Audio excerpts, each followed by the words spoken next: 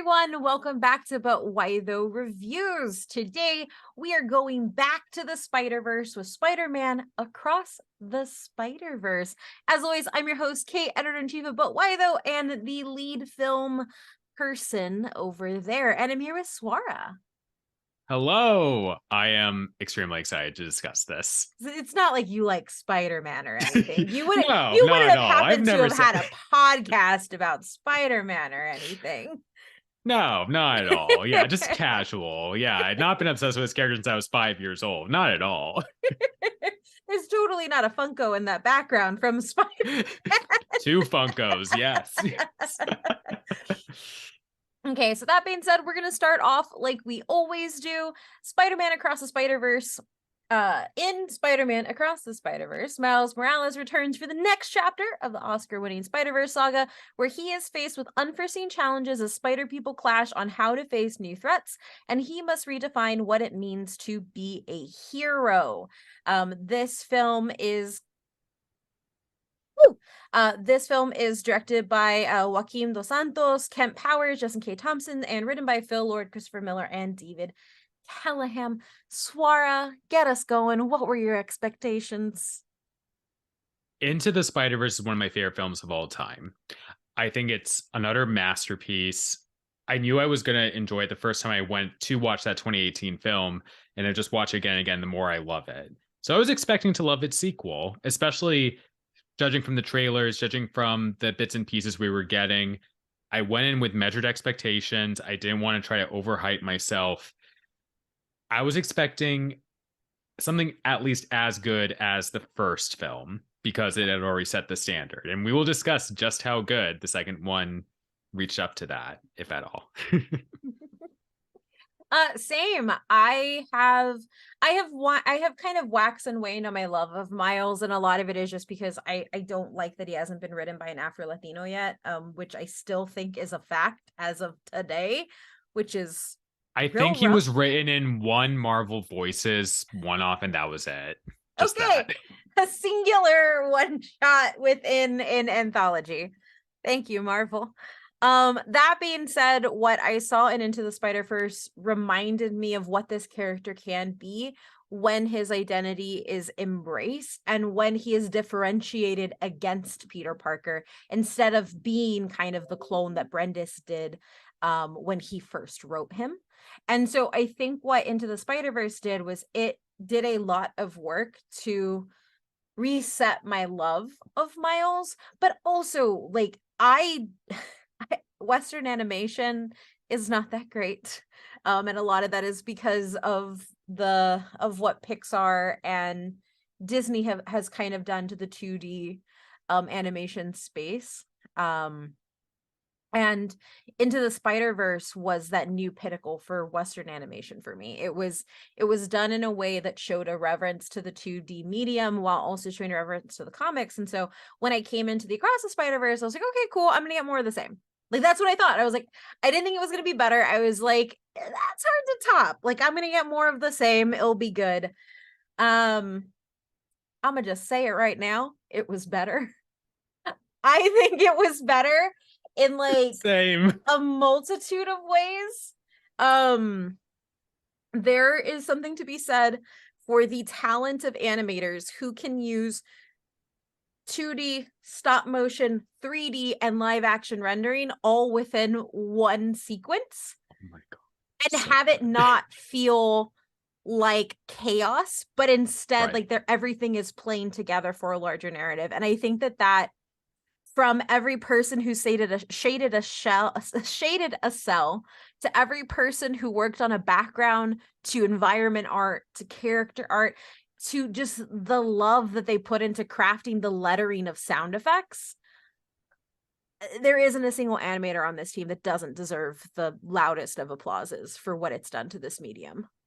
This is absolutely the most stunning film I have ever seen. Yeah. I know like Avatar in the live action space has done amazing things. I personally found, maybe it's because I just love animation as a medium more, but for me this was gorgeous, stunning. Like nearly every single frame in this film is a work of art. Yeah. like 99.99%.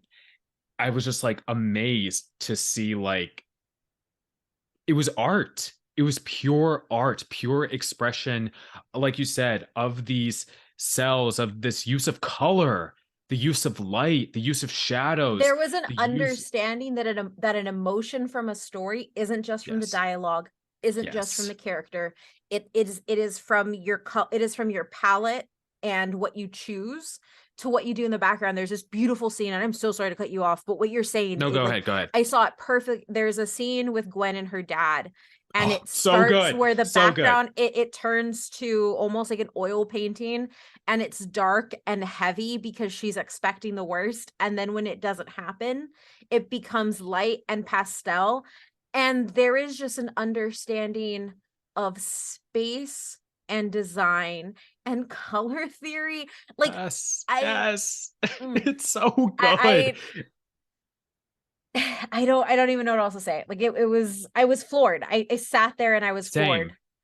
Contrast this with our critiques of the Little Mermaid live action, the Yeah, use of shading and color in that, and animation and Disney's insistence on this hyper realism that often just looks ugly. yeah, This is just more of this. Give us color, give us light, give yes, us vibrancy, just yeah. give And us, this is the thing. yeah, And they were able to give us that beauty and then suck it all out to give us yes, super dark and heavy-handed frames, but you could still see everything. And this is something intentionality. exactly. Every shade is intentional. And in the latter half of the film where things get real bleak, a lot of the scenes are shot in the dark. And this is what happens when you have artists who understand that black skin and dark skin is Yes. not flat, but a very beautiful reflective surface, especially when you use purples. And Yeah. I think that it was one of those things where like I could tell that they thought of how every piece of light would reflect off of Miles, how the Hmm. scene would be set, and how to like mm, superb 10 perfect no notes like Yes. No notes. It and I and never and feel that all way. I feel like I'm usually right. super harsh about American animation, and this I'm just Because they don't usually try that hard, to be quite honest. Like, no disrespect to like artists who put work and time in, yeah, but like the direction they get and the it is very cookie overall, cutter because yes, so that's cookie what we have cutter. done. Yes. As a culture, we have pushed animation to such a very small Pixar box that every other company tries to replicate it. Yeah. 100%. It's just like been boring. I Yeah. mean, there's been some like pretty stellar animated films I've really enjoyed. I always enjoy animation. I really love, for example, The Sea Beast. I thought that was Yes, the Sea really Beast good is really good. overall. But like again, Spider-Verse just took it next level. Yeah. The talent they get for these films, like for example, Joaquim Dos Yeah. Santos, he's worked in so many like amazing animated projects, Yeah. some of which I've loved more than others, but still, like he brought his A game to this. Kemp Powers Yeah. brought his A game, like Phil Lord and Chris Miller as like, the writers, but also creative leads in this. Like they really pushed the Yeah. bar, along with like, for example, Mitchell's in the versus the Machines, which they executive produced, but still like Spider-Verse through Sony Animation really pushed the bar for. Mhm. Sony Animation is just they're killing it. Yeah, And because kudos they're to not them. scared. Because they're not Yeah. scared, and I think that, like, because there are a lot of spiders. There are so many spider people in here, and I think that if you read the comics or you know certain, like, one-off iterations, you'll be really excited and you'll see some original Hmm. ones too.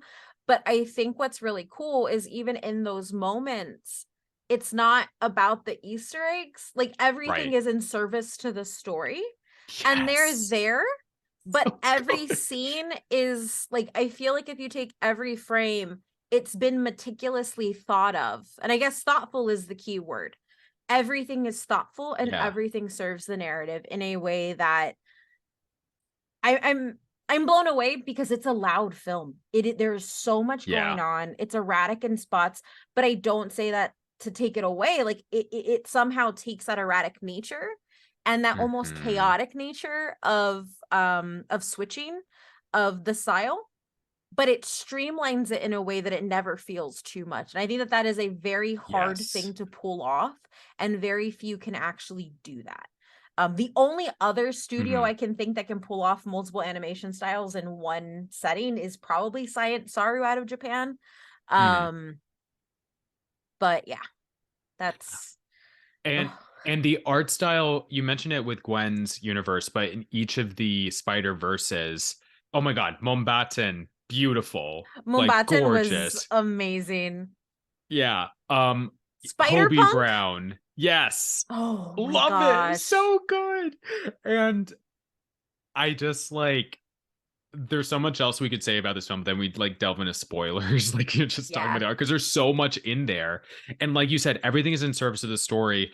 I would also use the adjective intricate. Everything is so intricately Yeah. woven together like a web, both in the art and in the narrative, but while still also being maximalist and chaotic, but using that to Yeah. propel the story forward. And it's Yes. just done so well. Yeah. It's And I just think like, I love it. So good. and I think to pull away from praising the animation, which 10 out of 10 there, let's move on to the Yes. story and talk a little bit about how the different spider people are balanced against each other, Miles' journey here, and kind of the role that Miguel plays in it, which is something I really want to talk about. And Hmm. the trailer kind of gives a lot away in the fact that you kind of know there are going to be two antagonists. There's going to be a villain and then there's going to be Miguel. And it's kind of like, where do Hmm. they fall?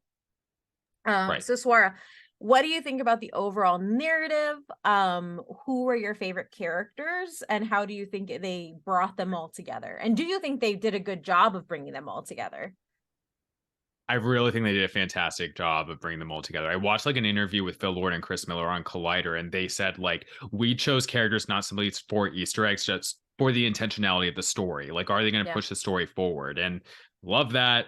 Don't include anything you don't need to, and they include a lot, but it just like it was character driven. It was through Miles and Gwen's eyes, because like this is like Miles' story. It's also Gwen's story, and we start with they her parallel each and other. they parallel each other exactly. And but it's also like Gwen in service to Miles' story Yes. in a really good way.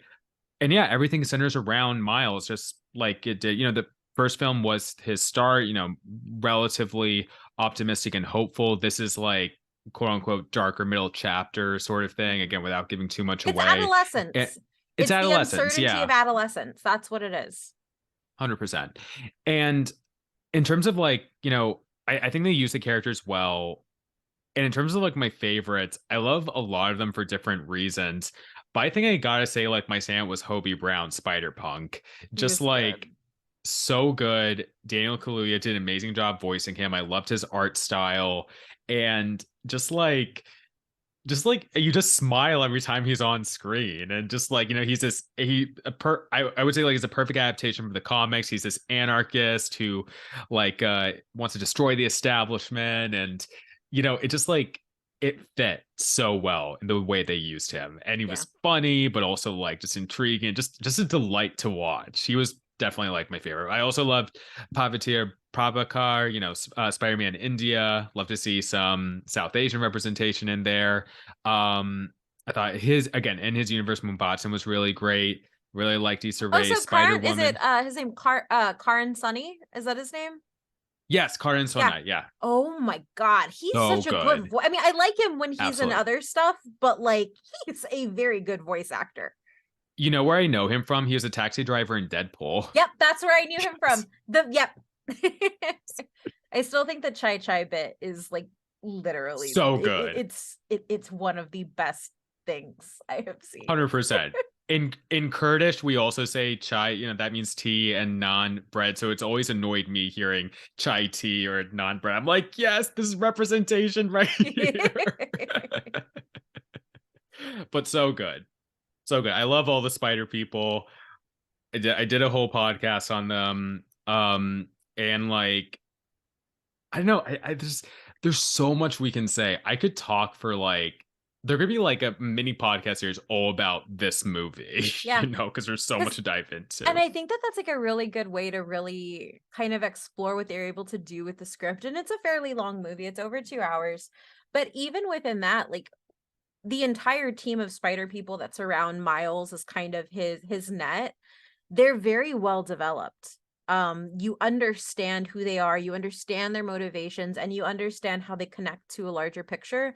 And I think to do that in a film that is, as a maximalist is the best word for it, to be able to ground the characters in something that isn't just their kitsch. Like none of them are kitschy, none of them, like, they lean in where they need to lean in, but they all have a purpose to something.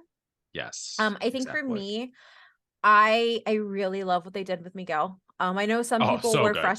So some good. people were frustrated that he was going to be an antagonist, but like in the comics, like Spider-Man 2099, like he's morally complicated because Yeah, he is part vampire, and right. there are certain things that he has to wrestle with, and especially his background where he comes from. Like, he was very rich and he made a lot of money off of medical experiments, and so I think keeping that complexity is really important. But what I loved Mhm. about him, and this is, I ended up writing a feature about it that will go up on the site after the film has come out.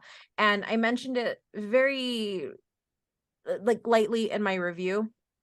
What I love about the dichotomy between Miles and Miguel, one, shout out to Phil Lord for putting them Spanish, like Miles immediately talking to Miguel in Spanish, like, yes, I recognize who you are. Like the two Latinos in the room, like saying, hey, hola, tío. Like the hola, tío line is one, it's a callback to Black Panther and hi, auntie. Oh my Um, God, yes, but yeah. it's also like a really beautiful moment because it shows the connection. Like, I'm just talking way too fast. No, They've not at been all. very thoughtful with incorporating his Puerto Rican heritage and how intrinsic that is into who you are, even if you don't Mhm. speak fluent Spanish. There are just Yeah. some things in your life that will always be Spanish, and him saying "Hola, tío" is one of those things. And so there's a kinship between them because of because they are the two people in the room that can speak that language to each other and understand it. And I also think it creates this bridge where Miguel, because he is older, is that older generation, and Miguel and Miles is the younger generation. And I think for me, what I got out of this film, as much as it's about learning your limits and accepting that bad things do happen, it's about changing what everybody before us has told us to do.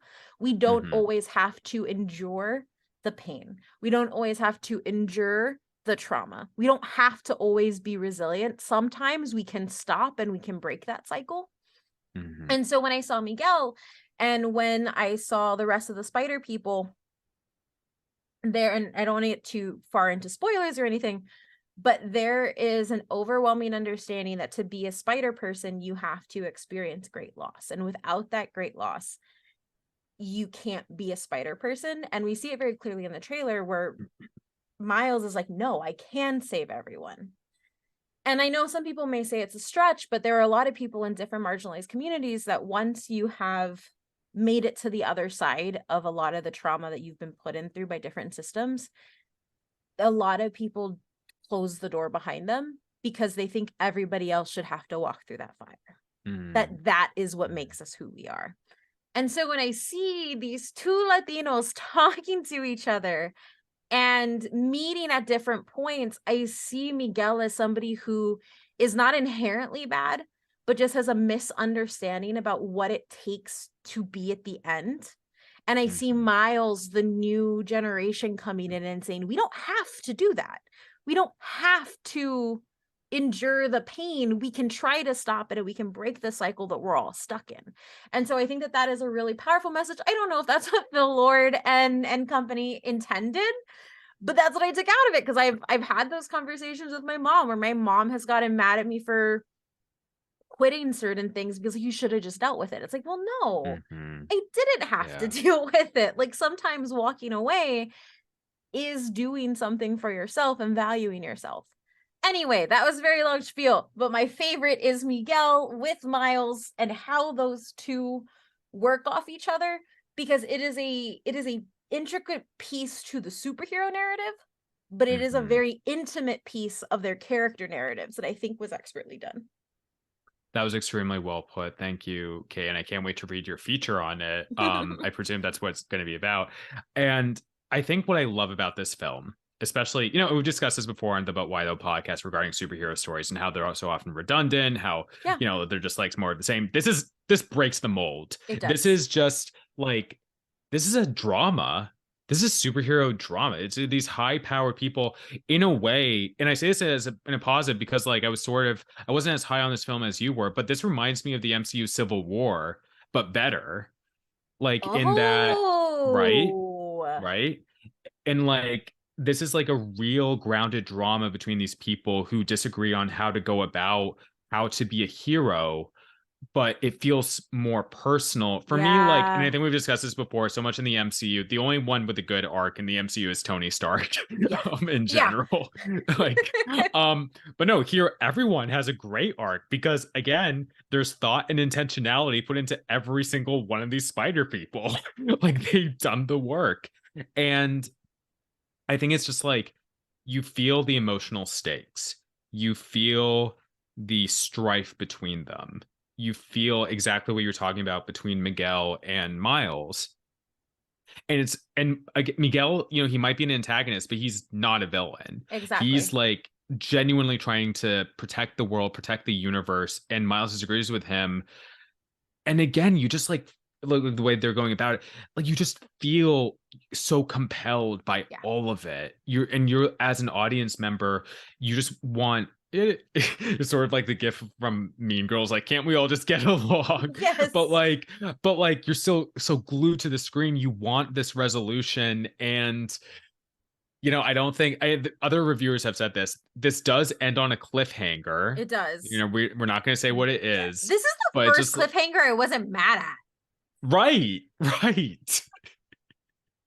Because everything else is so well, it just like it keeps propelling you forward, Yeah. and you still feel that energy when you get out of the theater. I will admit, like at first I was feeling a little deflated because I was like, oh, it's over. We're not gonna get the Hmm. resolution now. But it's like, and the same thing happened with Into the Spider-Verse. Like the more I think about the film, the more I love it and the Yeah. more insights I get from it. And I'm just like, yes, yes, yes, Yeah. yes, yes. Yeah. No, I completely agree. I think there's a lot to unpack here. Like it's going to take multiple watches. I think everybody has what I love about it. And when I say everybody, I mean every spider person very clearly has a different relationship to what being Spider-Man means to them.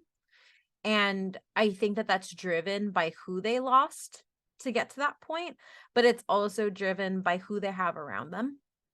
And I just want to say, and we got it in the first trailer, but what I love is how much Rio got to be the focus. There is a very specific there's a conversation that she has with Miles, and she just tells him that she wants him to protect the little boy that she's been protecting for 15 years. And she wants him to love that little boy in the same way that she always had. And I teared up. Like it's fairly early on because like every parent, I think especially a parent who is a parent of a child who's from an underrepresented group or is just a parent who has not been able to give their child necessarily the tools in life that they need easily, there is an understanding of how hard the world will be when they're in it. And it reminded me of like conversations that I had with my mom. Like I learned at an early age, like my mom pulled me aside and she was like, I am sorry. When I gave birth to you, you came out brown and you came out a girl. And those are two things that are immediately going to make it hard. But I need you to promise me that you're not going to stop.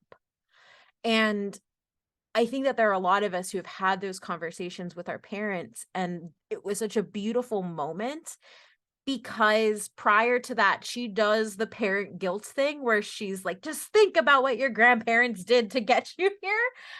And then you see this quick reverse where it's just like, look, I just love you and I need you to love you. And Rio is everybody's mom, and I need everybody to take Yeah. that message with them from that movie. But and that is to say, and I bring it up too because this movie didn't just nail the super heroics and the Spider-Man of it all. It nails the intimate human connection between family and between friends. And I think to be able to level that against something so grand is, it's a masterclass, really. 100%. Shout out to Luna Lauren Velez. She gave an amazing vocal performance, as did like everyone in this Oh film. yeah, The not a performance is just like nothing was left on that table. Like absolutely. Yes. Everyone ate. It was so great. I it just like, it's beautiful. yeah, again, like I just like watched this film thinking about it and into the Spider-Verse. And this is what I mean, like, of what I want from superhero stories. Like things that like challenge us with ideas Hmm. and like have intricate character details and stakes.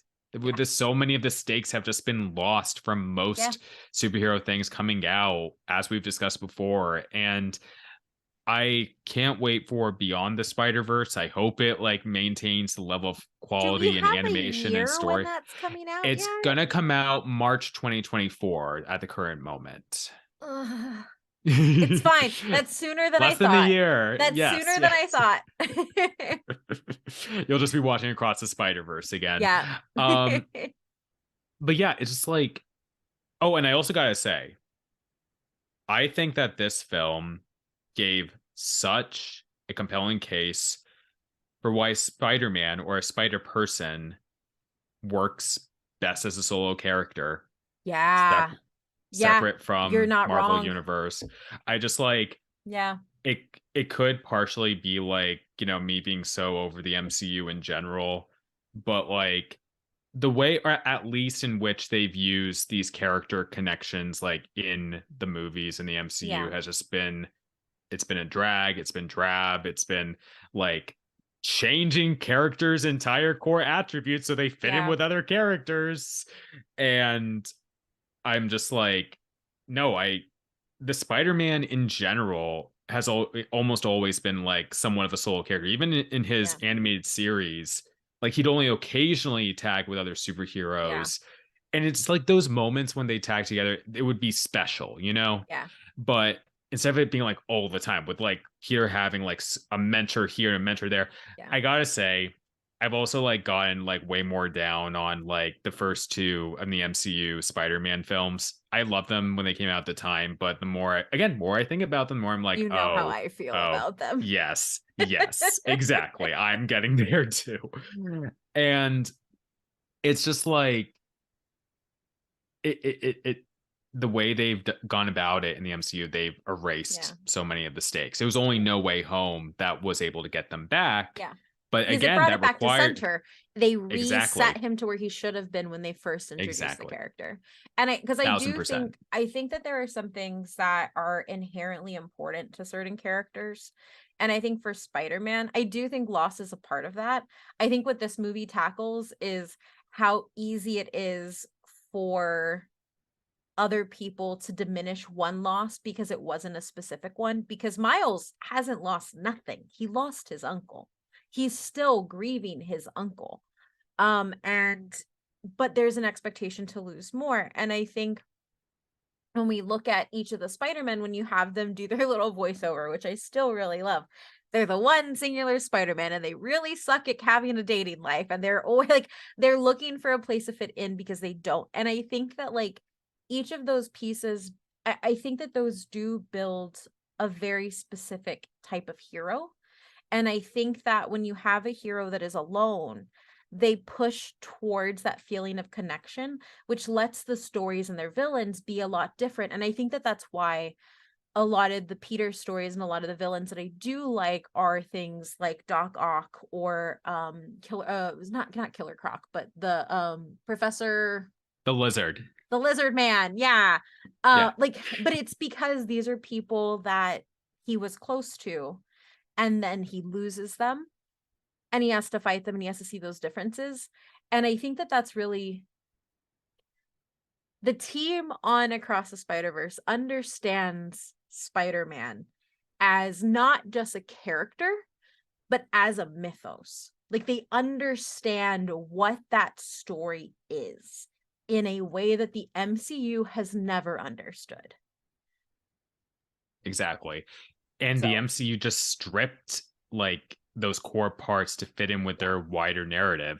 I had given them the benefit of the doubt and like thought, oh, they'll reference Uncle Ben at a certain point when no, it was, this film's been out for a while. Now we're just making Aunt May Uncle Ben, Yeah. which great, is done well. But also, why couldn't we have had this at the beginning? Those hints of him just like a tragedy having happened to him and Aunt May, I guess that was nothing. They Yeah. didn't commit. They didn't want to Yeah. commit. They just wanted to leave it open for whatever they want to do next. And it ended up being mostly flat, Yeah. unfortunately. You're right, they did not understand what that mythos is, Yeah. but this does. Spider-Verse does, and I never want Disney or Marvel Studios to get their rights to Spider-Man ever again. And you know what, Please, no. you want me to be honest? I don't Sure, ever want to see live actions of this.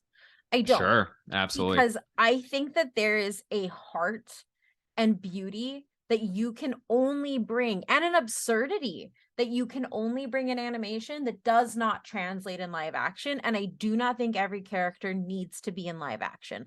I think Miles having Totally his agreed. own franchise and saga in animation is just as good as live action. And if you think he needs to be live action, it is because you are devaluing the work that this animation studio has put into telling this story. Yeah. It's So just like so much care and work has gone into this. And it's like we do have a cinematic Miles Morales and other spider yes. people. And it's just like I think the only real utility in live action is to have like an Afro Latino actually portray him. I think Yeah, that's very yeah, because important, Shamik which Moore is not. yes, Shamik Moore is Jamaican and once mixed up Mexico and Puerto Rico. It was not great. But like, It yeah, still it's just pains me. like I know, it was bad. The core of this story, this is the pinnacle. This is the Yeah, definitive Miles Morales yeah, in it is. cinema. Like it is, yeah, it just there's no argument, you know? Yeah. Like, yeah. And this So again blows anything the MCU has done, almost anything the MCU has done out of the water. it So does. It does. yeah, yeah. So and now that we're at time, Swara, what would you rate this? And do you want people to see it? I don't think the people listening know. Just wait for answering. No, please go see this in the theater as soon as you can. It deserves to be, seen on the big screen. And again, if that's safe for you, please, and accessible for you, please go see it in theaters on the biggest screen you can. I'm just gonna go ahead, 10 out of 10. Amazing film, gorgeous, stunning, emotionally heartfelt, Yeah. and not enough good we can say about it. Yeah, it was a 10 out of 10 for me. My review on the site, butwhythough.net, is a 10 out of 10. It is not too often that I give 10 out of 10 for films. Not too often I do that for animation, especially coming from the West. And I think in general, this is what I wanted, and I didn't know I wanted it. Right. And also, thank you, Sony, for giving me better Latino representation than anything the MCU has ever done with my folks. Yep. So thank you for that. And yeah, Swara, where can people find you, read your writing, listen to your podcast, let them know? Y'all can find me on Twitter at Spider Swars. I'm on Instagram at Swarzy_8. I'm a freelance contributor to Nerds of Color, but why though? The New Arab and other websites. I had a recent piece go up on Nerds of Color for AAPI Heritage Month listing West Asians you should know in entertainment media. It initially was going to be 15, then 20, then I decided to make it 50 because I just want to include a lot of us in there. It took a long time, so please read it. And yeah, I have like some reviews coming out soon for But Why Though for some films next week at the time of this recording. So please check those out. And I co-host the podcast The Middle Gates, which covers everything in West Asian, North African, MENA slash Swana media, and we give our takes on it. So please check that out on the Nerds of Color Podcast Network. Hi, and you can find me being annoying on Twitter at ohmymythrandir. And you can find all of my work on butwhythough.net. If you enjoyed what you're listening to, check out our Patreon at patreon.com/butwhythough. Throw us a little bit of coins. It would really help go a long way for us to continue being an amazing independent journalist outlet. Thank you so much. And yeah. Take care, everyone. Bye.